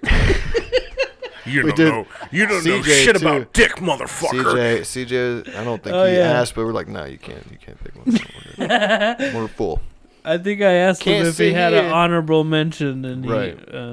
said something. Can't see here. Anyways, the 5 Points was a legendary place in Real New York, place. where gangs would With come mini to fight. gangs, with funny names. They had like The Slevin gangs. that could have been one. That would have been. I mean, that would have been right on par with the fucking names they had for gangs. Sure, back in yeah, the day. probably. I know the Dead Rabbits is kind of like a. Who names their gang the Dead Rabbits? I know that's Like, not very cool. They threw, It's not. they It's threw a not rabbit intimidating down. at all. Not Like, at all. oh, okay, a dead rabbit. You're just talking about something every fucking fox in the universe is accomplished through the fucking eons of time. What do you think about? You had the Bowery Boys, the American Gods, the Atlantic Gods, the True Blue Americans, the Order of the Star Spangled God. That's too long. I don't want to be a part of that so one. many different ones. The then Star you- Spangled And God. you had the Dead Rabbits. Like, y'all My are favorite doing too one much. was the Dead Rabbits. what Boy. the fuck was like Pug something? I can't find it now, but it was Anyways. hilarious. There's so many. What do It you think reminded of- me of the Warriors a little bit, like all Oh. the different gangs. Oh yeah, I remember the video game. Dude, The Warriors was fucking. that's a badass good back fucking in the day. movie. Yeah, that's. I haven't. I don't think I've seen You the never movie. I seen remember it? the video game, PS2 or something. I'm gonna. Warriors. I'm gonna be Come honest. out to If we're play. talking like gang fight movies, prefer the Warriors to gangs in New York. I'm That's throwing all it right. out there now. Yeah, I'm you throwing it got out there your right opinions. You get the Roach It's- Guards. now. You know, it's not a 3-hour fucking movie. Like, It is long. It is. What do you think about Leo's acting? I mean, I don't know. Sometimes he forgets that he's from Ireland. I was just gonna say that. Like in the especially after the opening scene when he's talking, there are points where he's talking and just It's plain just English. regular Leo. And then he'll switch back and have an Irish accent, and I was like, "Well, this is John C. fucking Reilly weird. kind of did it too. A lot of them, they're kind of, other than Daniel Day-Lewis, who's locked in. Yeah, he's perfect. Like, Everybody I know, else was a little. like, honestly, I'm gonna say this I right now. can't do Like, it. if it wasn't for Daniel, This movie would have tanked. I would have given this movie a much lower ranking than I'll give it at the end. But I mean, it like the scene that made this movie for me is when he finds out that Leo's character is trying to kill him. Yeah. And he's like, I love this boy, and I stuck my neck out for this boy, and he tried to kill me. He's like, he betrayed me, like that fucking like emotional weight. It was, I drink your milkshake. No, yeah, it was like that fucking moment though, where he just fucking brought it so hard. He brings it, bro. I'm just like, oh.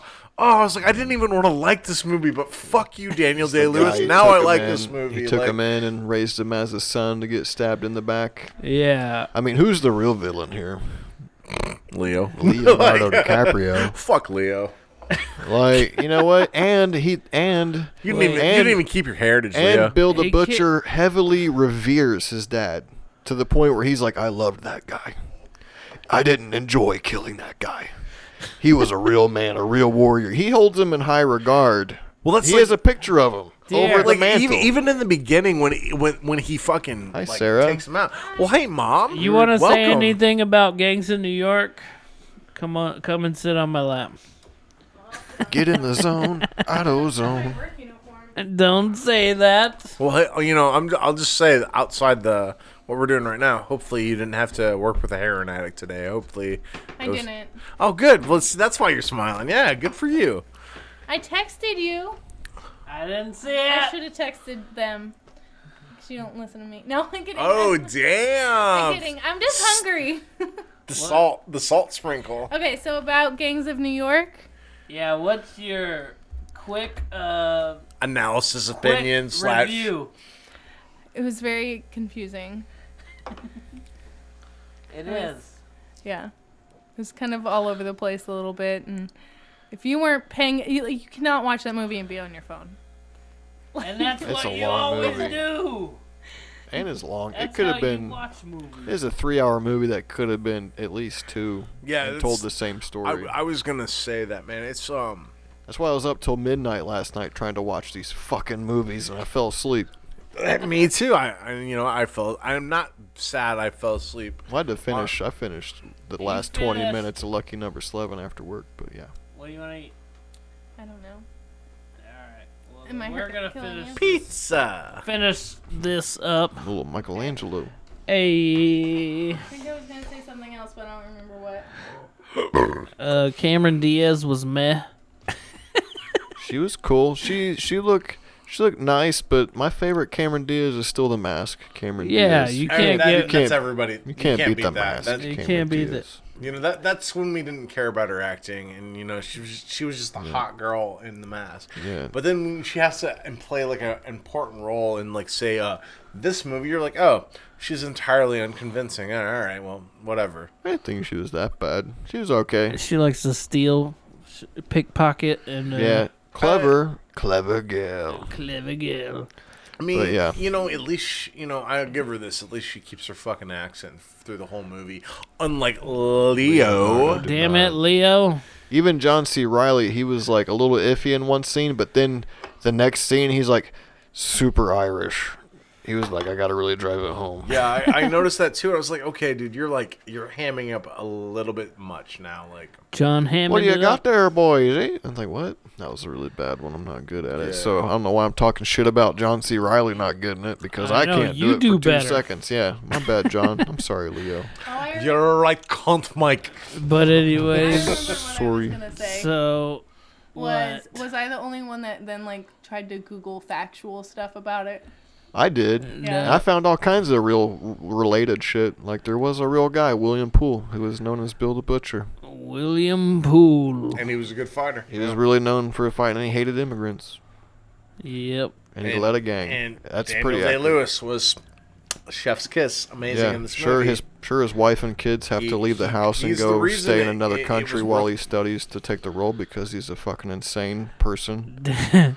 But yeah, so Daniel, it pays off on the screen. I mean, you get what you pay for with Daniel Day-Lewis. Daniel Day-Lewis kills Amsterdam's dad. We're still at the beginning. We're still. And then so he leaves somewhere, and then he comes back. He kind of does like a Simba, where he gets banished. Yeah, there you go. And then That's a good he analogy. goes off. You don't see the scenes with him and Timon and Pumbaa. Yeah. That kind of takes place off screen. But then he comes back as grown-up Simba to... And he starts to fall in with does, Daniel Day-Lewis's gang. Also, it's he does. tries to run away, and the thing you hear from Daniel Day-Lewis's character is like, hey, take care of that boy, raise him right. He doesn't have a father anymore. He's like, get him a good education. So what happens is true. he gets an education through the Catholic Church, like in that area. So they basically, the people he told to go capture this kid, get their hands on him, put him basically in like a Catholic orphanage, and that's where he lives and gets his education from. But he still holds on to this grudge that he never forgets of Bill the Butcher butchering his dad. Like, right. And he's that's falling. where that whole vengeance thing comes from. He's falling the for whole movie. Cameron Diaz, but Also, I'd say she he's has a falling- special relationship with Bill the Butcher. Yeah, because she's. I'd also say because she that- was fucking him for like security. Well, like, he- basically. Goal. Yeah, he picked her up and he did some unsavory things. But she was like, not only until I said it was cool. But I think also I'd say Leonardo, he falls for Bill the Butcher. Yeah, he is starting. He's to, in there. He's starting to like. He's very upset when he's Bill the liking Butcher his Bill the Butcher wakes popularity. him up and he's like, anything for you, my young boy. And he's telling him basically like, you're the son I never had and I love Yeah. you. And then when he leaves, Leonardo starts crying because he feels, in my mind, conflicted. He's like, this is like the dad I never had, but he's evil and I must kill him. Well, it was You it was sounded like he Dr. killed- Evil. I know. He's like, he killed my father, so now I must kill him. That's pretty much what he did, though. Yeah, I mean, yeah, that's pretty much what $10 happened. million. He's like, he's conflicted. He's like, and then it was only like driven home where he was like reminded about his dad. The other guy gives him the thing, and he's like, that's right, this guy did kill my dad. He's like, but I was really enjoying hanging out with him Although he and like, learning, he and showed There's me a a quote, trade, I gotta- and like he showed me how kinda to like- cut He things. paid money to have me fucking. He's like, that's a wound. One of the quote. Leo really loves. I mean, the love stories between Leo and Daniel Day-Lewis. Let's be real. Absolutely. Yeah, one of the quotes is absolutely. with Leo's character. He's like, "It's funny being took under the wings of a dragon. It's warmer than you think." Oh yes, That's a good that's another scene a they cut out. summation of It got how he really was feeling warm. at that moment in the movie. It was deleted. Yeah, but that's like I said. The scene for me is when Daniel Day-Lewis figures out that Leonardo is trying to kill him. He's like, I love this boy. I loved him. I took him in, and he betrayed I think me. my Like, it's favorite just scene like- is probably the one that is before that, where he's sitting in the rocking chair and he's telling him that he's the son he never had, because it's like him at his most vulnerable in the movie. He's like, I never had a son. You can have anything you want, my young friend. You know what I mean? He's like, Yeah. And you're like, oh, like, and then I thought about There Will Be Blood. I'm like, he had a son that wasn't his son in that one too, and he also left him, but he was also an evil prick in that one as well. So I guess he get what he deserved. There is some similarities. But there's some similarities that I drew, but But that's what I'm saying. It was like, cool. Without Daniel, like this movie would not hold yeah. up without Leonardo Daniel. wasn't But at the height of his powers yet, to where he could have No. manhandled that script No, and I deliver know. like what, he did. What year was Titanic? Mid '90s. It was like 96 or 97. But this is 02. He crushed So it. they in so they Titanic. probably filmed it in 2000, 2001. Let's be real. Titanic is not the great movie everybody makes it out to be. It's fucking okay. James Cameron's bank account says otherwise. Yeah, I don't think it's the best movie It's ever, all but about Billy Zane. I don't think it's the best movie ever. But did it fucking make a shitload of fucking money? It played on Yeah. people's heartstrings. I'm not saying That's like true. what it did. It didn't do well, but I was like, is it a great movie? No, it's like some Pearl Harbor shit. You took on some people's strings, they fucking eat it up. It's way better it's than Pearl Harbor. It's just like it's so romantic. It's not fucking romantic. That cunt let that dude drown at the Pearl end of the Harbor. movie. She's like, nope. There's not enough space on this board. I'm sorry, you have to die. I'm just Like, saying, both those movies had ships, and in Titanic, you see Bill a guy Paxton. fall and hit the propeller of a fucking boat. You don't get that in Pearl Harbor. Titanic has that. No, and Bill you get Paxton. you get to see Cuba Gooding Jr. on a giant fucking machine gun shoot that was ships cool. out of the sky. Titanic Yeah. didn't have that. Yeah. They didn't have that. There is a point Would have where been better if they did. where Amsterdam saves Bill, right? Yeah, so He does. there's an assassination attempt on Bill, and he saves him, so that's where he really starts to be conflicted. He's Yeah, like, that's why this he's is the dude crying that killed afterwards. this is the dude that killed my dad, but I fucking really kind of like this dude. Yeah, that's why he's like crying under the bleachers afterwards. He's all upset about it. He's got some daddy issues he needs to fucking work out, man. I think there's some N-words in there and some There's a lot, blackface. but it's like Blackface. it's like historically that old school accurate, I guess. blackface where they have the white lips and shit. Yep. Because they're doing like there's like a play. show going on, and this is where Daniel Day-Lewis knows that he's out to like kill him or whatever, and he goes, he takes Cameron Diaz on stage to do a little routine. And he starts throwing knives at her. And Amsterdam's getting all anxious and shit, and getting all protective. That's before the scene I talked about, to where like he basically outs Leo in front of everybody because like he knew what was going on, but like it wasn't. His friend got jealous because Cameron His Diaz friend didn't want to turned on bang him, him. She wanted to bang Leo, so he got mad and sold him out to Bill the Butcher. That's right. Yeah. Because Leo had a whole plan. He struck up a deal with the Asian. Whoopsie-daisy. He struck up a deal with the Asian guys to try and, assassinate him. That's why at the end, they were fucked up. But I thought was cool. What I read was they like built basically a whole little town, like for real, like in the set. It's like they built that shit. The 5 Points. It was a whole big set. Even the docks was part of a set. And it was like one of the last times they really went all out because CG, you can do a lot with. Wasn't quite a thing yet. The only thing that is 100% CGI in this movie, you'll never guess. What is the only thing His that's eye? CG? No, the elephant. Not a real elephant. They couldn't get a real elephant. You know who helped him out? Stampy. Martin Scorsese's old buddy. Steven Spielberg. The great and powerful GL, George Lucas. Oh, I was close. George Lucas went and visited the set while he was making Attack of the Clones, and he was talking to him. He's like, yeah, they'll probably never build sets like this again because it's going to be so much cheaper to do it digitally in the coming years. Like, this is probably going to be one of the last. I mean, think about it. They built almost multiple blocks. Yeah, they did. They built this whole thing. That was a whole set that they constructed. That's it looked wild, incredible. bro. Yeah, it looked It's incredible. insane. And he went. He was just visiting while he was making Attack of the Clones. He went and visited, and we were like, "Yeah, well, we're kind of running into a problem right now. We can't get any elephants. We need an elephant for this scene." And he pretty much walked him through how to film the shot without an elephant, and he walked him through, and then ILM did the elephant. That elephant you see in the movie is fake. It's digital. It's the only thing in the movie that's 100% digital. Interesting. Which I found really interesting because I'm into that shit. Cool. That is tight butthole. I like real and practical shit. I appreciate CGI.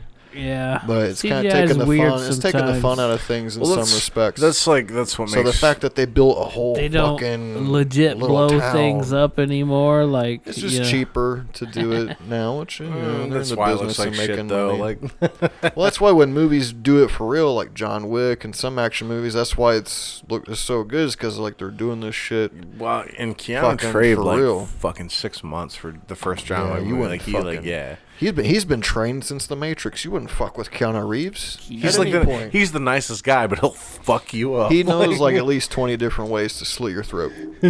I guess so. But anyway, sidebar. I just thought that the fact that they built 5 Points for real. Yeah.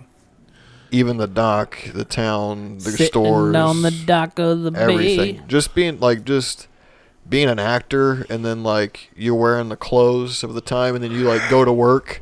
Like here's like the break where it's like modern time, Yeah. and then there's just like a little There's line, a line, here. bro. You get off your trailer, There's a line you you walk, cross. and then you're just like in a you're like 200 Different years world. in the past. That is trippy. And they pulled it off so well, dude. Like It's trippy to think about. Hollywood, for all their faults and stuff, like there's some really talented people and some amazing shit that has been done for people's entertainment.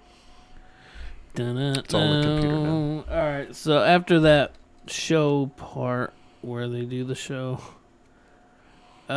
he's about to kill him, right? And he's like, he ain't worthy of death by the butcher. Which is the ultimate disrespect from him. Yeah, and that's where he fucked up, right? And I'm gonna be honest, this is kind of around the part I fall asleep. You might as well just stayed awake for the next hour. I think there's like a whole other hour left. It was a long movie. Dicaprio hangs a rabbit at the 5 points. To be clear, Bill the Butcher doesn't kill him. He burns his face to try and disfigure him. I remember he's beaten up pretty bad, and they do. It's accurate because they describe the real Bill the Butcher as a guy who would beat people to jelly with his bare hands. To jelly. That was the actual quote. That sounds rough. To jelly with his bare hands. Like, he was a real motherfucker back in the day. And they may, so he lets him live so he can live in shame, which is what the priest did to him. He let him live. That's why he has such good respect for the priest. Right, because that's why he has the fake eye. That's why he has the fake eye. Yep. He cut his own eye out, right? He said. The butcher cut his own eye out because of the shame. Because as the warrior, that's how I understand it. Because the priest gave him the biggest beating of his life, let him live, and so then in return, Bill the Butcher cut his own eye out, wrapped it, and sent it to the priest as like a token of his appreciation or some shit like that. Like his token of defeat, yeah. And that's wild. And then But that's also why the Bill wanted to kill the priest so badly, because to redeem him being beat like that defeat. And he hated immigrants, and the other people were like, it looked really fucking. They were very similar, except on two like major key points. They ended up killing that dude, right? And then, which is kind of ironic, though, if you think about it, because all Americans that aren't like Native Americans are fucking immigrants. That's what I thought was interesting. Like a lot of the dialogue that they're talking about. Especially in that day. Yeah, because it was like even if your people had immigrated, like you were born there, it's like your parents were probably fucking immigrants. Well, Bill the Butcher was part of the first or second generation that had fought in the Revolution. You know what I mean? And so he was. But I just thought it was interesting that a lot of the same shit that people complain about today with immigration and stuff, that shit's been going on for hundreds of years. Build that wall. Yeah, it's been going on for hundreds of years and shit. Like, it's so crazy that, like, the same things get said today about stuff. And it makes you really realize change. How fucking silly it is, Yeah, we haven't really changed all that much. No, we're a bunch of dumb fucking animals. We just got, like, cars and shit. You do have that one friend of Leo's who's playing both sides, Yeah, he's Fuck the that dick face. guy. And one of his friends was the guy from The Waterboy. His name's like Lawrence Gilliard. The kicker from The Waterboy. He was Bob on The Walking Dead. He's in it. He's the black guy. He's like, they beat people up who are like mean to him, but he dies at the end. He's in his crew. I've seen the face, bro. He's in his crew. The kicker from The Waterboy, who's like his only friend when he joins the team. Yeah, he's the guy that Leo beats up. Yeah, he's the guy that Leo beats up. And when they first meet. And he's part of the crew. Dude gets impaled at the 5 points. He's like, oh man, for a guy that says he doesn't like to fight, you sure kicked our asses. He's like, yeah. Yep. There's some. Yeah. That's basically it. There's riots, the gangs. Riots, and there's a all-out like war between the firing different gangs. squad. Well, and then what's interesting is after Leo beats Bill the Butcher, he buries him in a grave next to his dad out of respect. Out of respect, the whole thing. Yeah, it's a whole weird thing. Because he probably did feel bad. He had feelings for Daniel Day-Lewis. But he also, it was just like, you killed my dad, so I have to kill you. Like, it's It's a retaliation and like a clash of ideologies. Like There's like at the end where it's like a big old fire. There's cannonballs shooting and everything. Yeah. And through all the smoke and shit, they find each other through the dust. it's a little weird. Yeah, there's a final stab to It's Bill. Bill And the priest It's were buried next to each other. It's very Hollywood. It's like, man, he would have been more likely to fucking just get his limbs blown off by a cannonball than to them actually meet in that battlefield. What's your favorite Scorsese? Goodfellas, probably. I mean, I'm always Wolf of torn. Wall Street's a good one. I'm always torn. Departed is fine. There's a little cheese on it, as It's these still guys great say. though. But I was gonna say, like, it's like I think his three best. His best is probably Goodfellas. Like, even though it's long, it's just done so well. It's done in a way to where it doesn't feel long. It's a and that's kind of dual-sided DVD. That's kind of the same thing with Wolf of Wall Street, though, man. It's that movie is so magnetic. He almost picked it, but I watched it kind of recently. And he was like, "Nah, I would have watched it again. I don't give a fuck." But that Wolf of Wall Street again is another movie where it's so magnetic. Like even though it's like long. Even though it's long, it's fucking really good. And it's the same with The Departed. Like, Departed is a shorter movie. What am I, funny? How am I funny? Well, the thing about, like, the Wolf of Wall Street and Goodfellas, they're long, but they don't feel that long. This movie... I know, I like that this about movie movies. dragged. There's some parts in this movie it definitely where I could have been cut done back to 2 hours. It didn't need to be a 3-hour other movie. random fact, apparently, for as much as Mr. Lewis likes to stay in character, he listened to a lot of Eminem at the time while filming this movie. Particularly the song "I Am the Way I Say I Am." That song, he liked that one a lot. Whatever I am, He was like, because I say I he's am. like, they used to give me the new mindset of Bill the Butcher. But I am. But I guess don't he know. It's used just to the listen to way I Eminem on set. am. He was thinking, he's the person in the movie, Bill the Butcher, and He's that's like, I the am way. I know. That's what am. I'm saying. It's like, I fuck like people that. up, I kill Just a them. Like, weird yeah. He listened to Eminem a lot. There he is in He like had full, the fake eye, and he was tapping like the eye full with period, the knife and shit, like full period clothing and everything. Only refer to me as Bill the Butcher. But hang on, let me put my Walkmans on. But I felt like this movie is one of those movies where, like, the director was given a lot of free reign, and he had, like, great ideas, and there was a lot of care put into the movie. But it felt like it needed someone to just dial it in a little bit more, because those are the writers. He didn't write the movie; he just directed. You need a good script. Well, also, But he had the idea for a long time. Yeah, he bought the rights to the book. He'd been trying to make it. Even like Dan Aykroyd and Belushi were attached to this thing at some point in time. Can you believe that? No. I swear. But my point is, though, it needed like better editors and better producers to just dial it in a little bit There's more. something to be said about editing. Because there's like, it's not a bad watch if you've never seen it, though. It's not a bad watch, but it's not. But you should maybe watch look it. into some of the history behind it. It's fun. It feels long, though, man. Like I said, like this time around, trying to watch it, I fell asleep halfway through. Like, Well, let's do ratings then. Yeah, let's get into it. 6. How does that sound? Did I?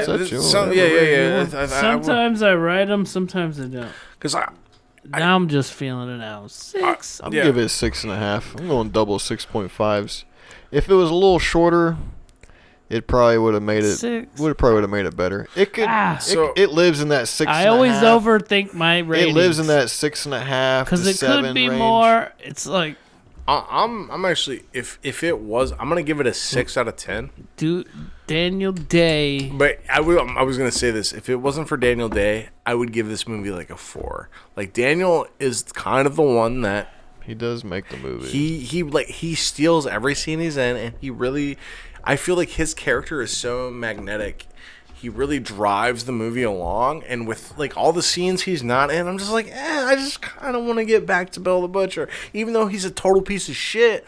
I'm so engaged with his character. Like, I kind of need to see like what happens with him. You've seen the other one, There Will Be Blood. Of course, I love that movie. His best movie. Paul Thomas Anderson's best movie. It's pretty good. I think so. What you got? What you got lined up next? Let's get into the next movies. You got an honorable mention, Drew? If you were going to pick a movie, what would you pick? Maybe I'll watch it. Maybe. Tune in next time. I haven't watched it in a while, but I think it's a great movie. I'd watch Lawless, man. Never What seen is it. that? It's a Gerard movie. Butler? No. So Lawless is a movie with Tom Lucy Hardy. Lawless? Oh, I have seen that movie. Yeah. Okay. It's got Shia LaBeouf. Oh. But I know you don't like him. But it's got Tom Hardy. It's got there's another actor that's kind of famous. It's based off a real person and stuff too. Yeah. He's like a bigger dude, but I can't think of his name. But he's been in a lot of movies. It's got Kate Blanchett. Is it like it's Western? It's about a prohibition. Yeah. It's early 19. I think I've seen it somewhere. Like it was on scrolled Netflix. across it. It was good. I remember watching it. It's one of my favorite Tom Hardy movies. It's a fucking good movie, dude. It's a good flick. Maybe I'll check that out. You want to go first? Or you want me to go first? I'll go. My next movie is The Unforgiven. Have you ever seen that? The Unforgiven 2. Damn. I'm gonna have to watch. It's got Morgan Freeman in it. It's got Clint Eastwood in it, Gene Hackman, and some other. It's the early '90s. It's one of the last true westerns that Clint Eastwood did. He also directed it too. It's a fucking I haven't watched that movie in a long time. Yeah, I'm game. I'm game for this. Dude. What was that Cry I don't Macho work Thursday movie? night, so I'm. Hey man. What was that Cry Macho movie he made? Do you see something about that? No, it's the newest. The last one I remember. The newest one. The last trailers I remember seeing him for a movie when he was like the old guy smuggling drugs. Yep, that's what I probably remember been too, 3, 4, or 5 years ago. Okay. But The Unforgiven. Is that streaming anywhere? I believe it's on HBO Max. My favorite movie. I changed my title. My favorite movie with Clint Eastwood like that is like somewhat recent. Gran Torino. Yeah, that's a good one. Yeah. I saw it. It was fine. Me and Nate went and saw that random. We were just running around. We're like, let's go see this movie. And a lot of people were laughing at the racist jokes, which made us uncomfortable. Yeah. Because it's not supposed to be. It's the Midwest, man. It's not supposed to be funny, but, I mean, you would have thought it was a comedy through there. We're like, Jesus fucking Christ. Dude. Was it with Vietnamese people or something? Yeah. He was just saying all kinds of shit. It wasn't the tagline for that movie, I have it right now. Go ahead. Old man who learns to love. The shit that made me laugh wasn't the racist shit he was saying in the beginning. I'm glad to know that. I'm glad we could still be friends. Right. No, the shit that made me laugh was when he was like, I'm not a hero. I just didn't want any of you fucking people on my lawn. And that was the thing I identified was like, oh, I hate people too. Like, I don't want to have to like converse with people that I don't know or like either. Like, yeah. Old man who learns to love. That sums that. Yeah. It's straight talk. That's something. All right. Yeah. The Unforgiven. I was on the fence about what I wanted to pick, man. I didn't. There's like a handful of titles that have been jumbling around in my head, and this is the one that came down like the the lottery balls. Boop boop boop boop. This is the. That's how it goes. This is the one that came down in my brain like the lottery balls. It's a director we haven't done yet. Big Jew guy. Jesus Christ. Mel Brooks. We're going with Blazing Saddles. Oh, that's one of my favorites. I fucking love that movie. I remember seeing like parts of it, but I was too young. Yeah. Oh, dude, you haven't seen it. But I know it's like widely regarded as the movie that gives the least amount of fucks. Yeah, dude, the racial element that's in that movie that still manages to be funny. Gene Wilder, Mel Brooks. I can't think of the actor. If you're easily But offended or triggered, that's probably not a movie you want to watch. I guess. This is the thing though, that like, if you, it's not a movie you could make today. Definitely it's a movie not. that people watch and they take the wrong way because of all the racial elements in it. But when you break that movie down, the main character is a black man. Yes, he's the also sheriff. the smartest person in that entire Yes, movie, exactly. and he manages to outsmart basically every person he comes across. Like, right. So, like, for every like fault that movie has, it has this heart where it's like, no, we, like, all these people are ignorant and stupid, and that's why the hero manages to win over them, because they're only looking at him because of the color of his skin, not because of any other dictating factor that is going on with his character, which is what kind of fucking makes it great. You know, he's just gonna do the movie now. You know what I mean? Here's the review. Like I said, I was too young. I don't. This is also on HBO, so you can watch both the if you got HBO. I'm like 95% sure Unforgiven is on HBO. Unforgiven. Dude, Blazing Saddles. No, they never made a sequel ever in that movie. They didn't need to, man. Doing Metallica. Yeah. Cool. Anyway. Thanks for listening, everybody. Thanks for being on the show, Drew. You know, this is a long one. It's one of them long ones. It's a two-parter. You're either gonna listen or you're not. Whatever. And if you don't, fuck you. From Drew, straight from the mouth of Drew. Well, yeah, right. fuck you. I'll say it too. There you go. I'll give him the spirit. I'll be the contrary, and I'll be like, I hope you have a good day. Hope you're doing good. You pussy. Good times. Well, I guess we'll catch you next time. On the trip side. This has been a good one.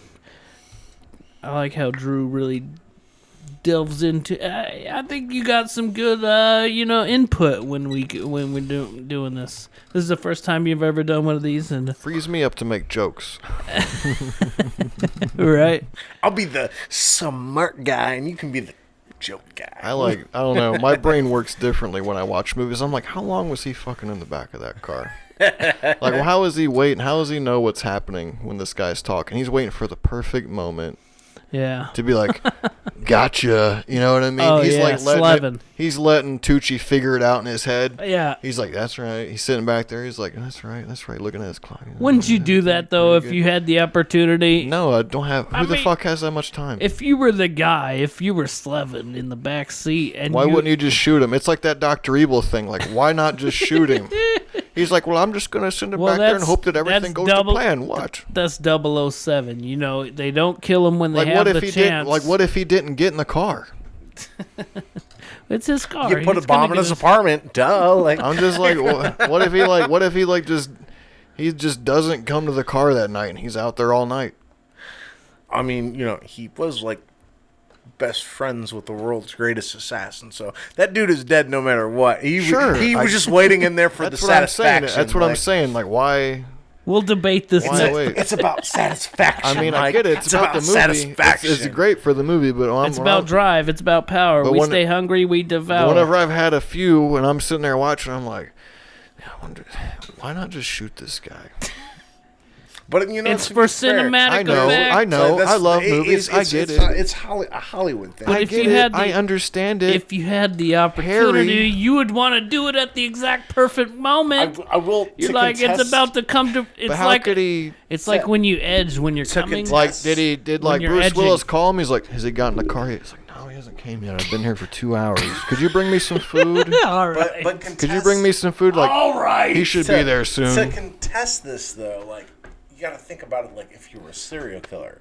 Because, I mean, hitman and serial killers, the only difference is one of them's getting paid. Like, so if you're a serial killer, it doesn't matter if you're waiting in there for 6 hours. Like, you're gonna wait in that car until that love sits down. And like, I finally get to do this thing I was waiting on doing. Like, that is that. I mean, you could profile Slevin as a serial killer. He's got dissociative disorder. He compartmentalizes everything very well. I don't know if he really has that disorder. He was just comfortable because he knew the plan. He tricks everybody. He tricks everybody, and he hangs out in places before he kills people for hours. We didn't mention how they played chess in the movie, and like he's very smart. Most serial killers are intelligent. It's all a big chess game. Drew has uncovered something here. Oh, Slevin, shit. He could have been a serial killer. He had the rough upbringing. He had a cold father figure who only taught him how to kill. Not the best environment to grow up in, probably. And, yeah. I'm just saying. Totally okay pretend killing. Loved the, quote, quote, love of his life. Like, it's like, oh, don't worry. It'll be okay. He's, we're gonna do this, and he's not really gonna. I'm just saying. But here's the I'm thing, just saying that just brings me back to the Dumb and Dumber thing. What if he shot her in the face? That is actually I've thought of it. That was the How one, come I didn't get a gun? Yeah, that's the one plot hole. Why didn't Lucy Liu say, what if he shoots me in the face? Yeah, she didn't say that. Yeah. He knew where he was gonna shoot her. He knows his tactics. And she conveniently works at a morgue and has access to blood packets. Yes, it's all very convenient. Then. Well, let's be real though. In that movie, what are the odds that the woman who lives used to getting shot in the face? Like, what are the odds that the woman who lives across the hall works at a morgue? Just go with it, I'm all just right? saying, I go with it, dude. I watch superhero movies, bro. I go with it. Okay? I go with it, all right? The Unforgiven. Hashtag No Way Home. Okay, I go with it. And Blazing Saddles next time on Kevin and Mike Talk Movies. Yeah. I am wrapping this thing up because if I don't, then it will never be wrapped up. You make Kevin, fun of the you never wrap it up. I never wrap it before I slap it or clap it. Well, clap it. That's a better clap it adjective. That's Is that an adjective? I never sheathe it before I teeth it. Like. Anyway, peace out. Have a good one. Fuck y'all. I'm taking the headphones off now. Slap it and clap it. Oh, damn it. I need